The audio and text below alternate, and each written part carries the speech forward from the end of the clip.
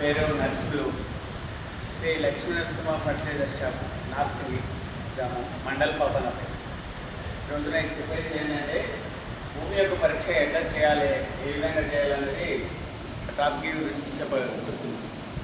First భూమిలో ఉన్నది ఉంచుతారు 6 నుంచి 8 వరకు ఉన్నట్టు అయితే ఏ పంట వేసినా బాగా వస్తుంది, అంతకు తక్కువ రాలేదు. కాబట్టి భూమిలో పోషకాలు అంతకుముందు ఉన్నాయా లేదా అని మనం తెలుసుకోవడానికి ముందు భూసార పరీక్ష చేయాలి. అంటే భూమిని ఏ విధంగా తీసుకోవాలి, మట్టిని అంటే మనం ఒకసారి ఏం చేయాలంటే ఒక ఎకరా భూమిలో ఒక 4 జాగాల్లో మనం తీసుకోవాలి, ఒక 4 స్థలాల్లో తీసుకోవాలి. ఎట్లా తీసుకోవాలి? ఒక వి ఆకారంలో 15 సెంటీమీటర్ల లోతుతోని అవి అందులో మట్టిని మధ్యలో తీసేసి అంచుల భాగం నుంచి మట్టిని గీరి ఆ మట్టిని 4 జాగాల్లో మనం ఎక్కడైతే తీసుకుంటామో వాటి తీసుకున్న కదా గీరి ఒకదానికి చేర్చుకోవాలి.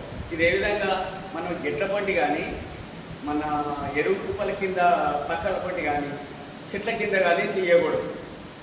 ఇది ఎప్పుడు తీయాలంటే ఏప్రిల్ నెలలో కానీ మే నెలలో కానీ భూమి ఎండినప్పుడు తీసుకోవాలి. తీసుకొని మట్టిని తవ్వి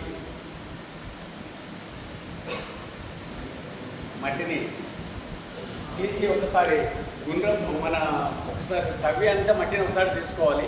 ఆ తీసుకున్న మట్టిని మనం గుండ్రంగా నేర్పి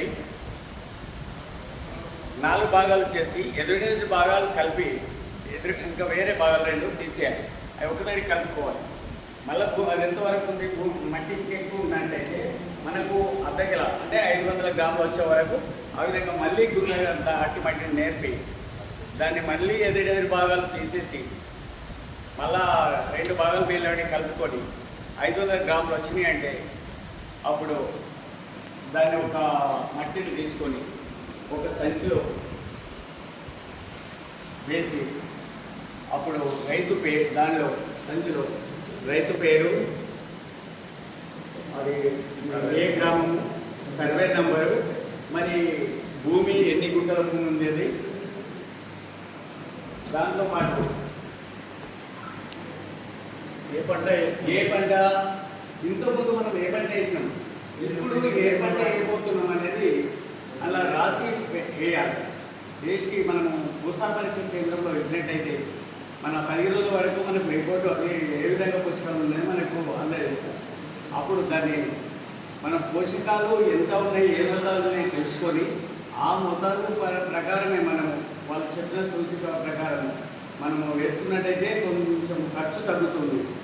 మరి పంట దిగుబడి కూడా మనం మంచిగా అనుకూలంగా ఏం తక్కువ వేసుకున్నాం కాబట్టి పంట కూడా పెరిగే అవకాశం ఉంటుంది.